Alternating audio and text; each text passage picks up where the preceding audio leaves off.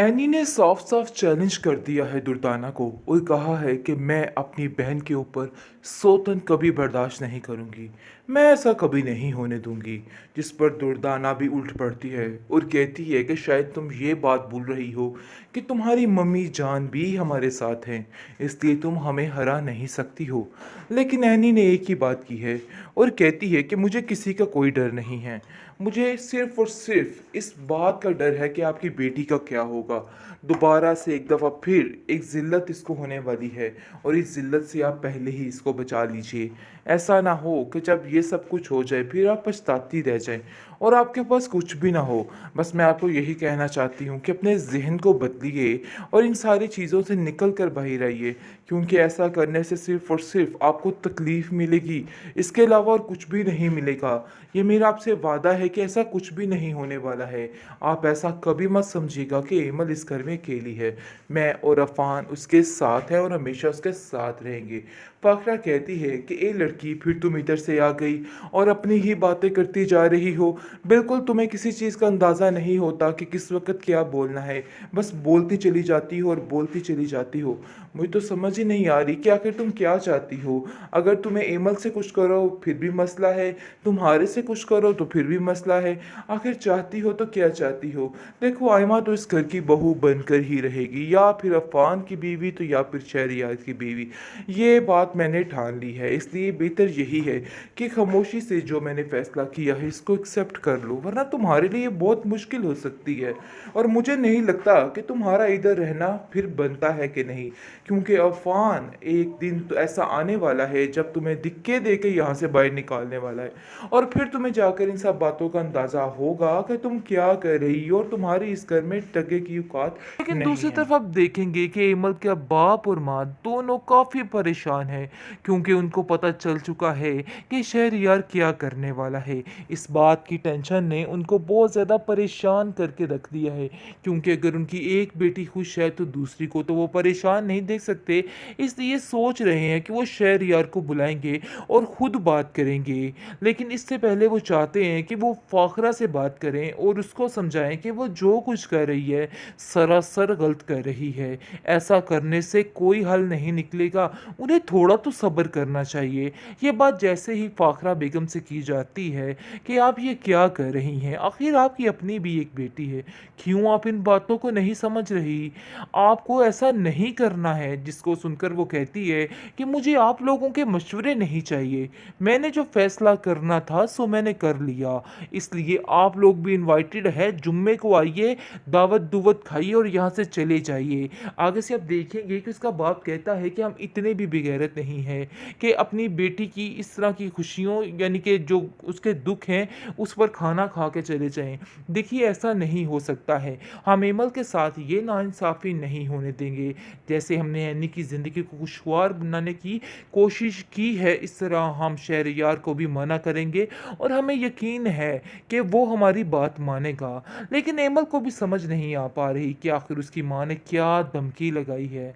अरे लालची इंसान है वो, और लालच में आ चुका है और लालच की खातिर कुछ भी कर सकता है।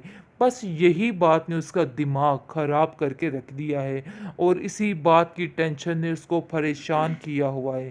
खैर, आप देखेंगे कि वो उसको समझाने की कोशिश कर रही है कि आखिर आप क्या कर रहे हैं, आप ऐसा कैसे कर सकते हैं। आगे से वो कहता है कि मुझे खुद समझ नहीं आ रही कि मैं क्या करूं। देखो, जो होगा वो बेहतर ही होगा। शहरयार की माँ ने शहरयार की दुखती रग पर हाथ रख दिया है, क्योंकि वो जानती थी कि मेरे बेटे की कमज़ोरी क्या है। असल में शहरयार की कमज़ोरी लालच है, जिसकी बिना पर वो खामोशी से हर बात मान सकता है। लेकिन अफ़ान उससे बिल्कुल मुख्तलिफ है।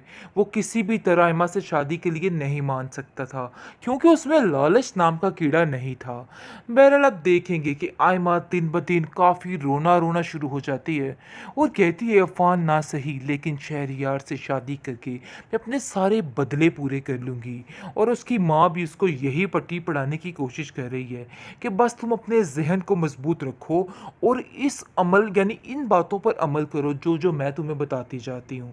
इस पर आयमा कहती है कि आप बिल्कुल फ़िक्र मत करें, अब तो ये बात मेरी ज़िद बन चुकी है, क्योंकि एनी और एमल से बदला लेने के लिए ये बहुत ही बेहतरीन हल है और मैंने सोच लिया है कि मैं ऐसा ही करूँगी। और वैसे भी खाला जान को बेवकूफ़ बनाना कोई भी मुश्किल काम नहीं, इस बात की मुझे समझ आ गई है। उनको हम इस कदर कर देंगे एनी और एमल के ख़िलाफ़ कि वो खुद मजबूर हो जाएंगी कि वो इस घर से निकल जाएं और साफ साफ ये बात कर देंगी। जिसको सुनकर उसकी माँ कहती है कि बेटा, तुम तो मुझसे भी 10 हाथ आगे निकली हो। तुम्हें मैं समझती थी कि तुम इन बातों में बहुत मासूम हो और तुम्हें इन बातों की समझ नहीं आएगी, लेकिन यकीन मानो कि तुम्हारी ये चालाकी होशियारी देख के मेरा दिल खुशी से बस फूले नहीं समा रहा और समझ ही नहीं आ पा रही मैं क्या करूं।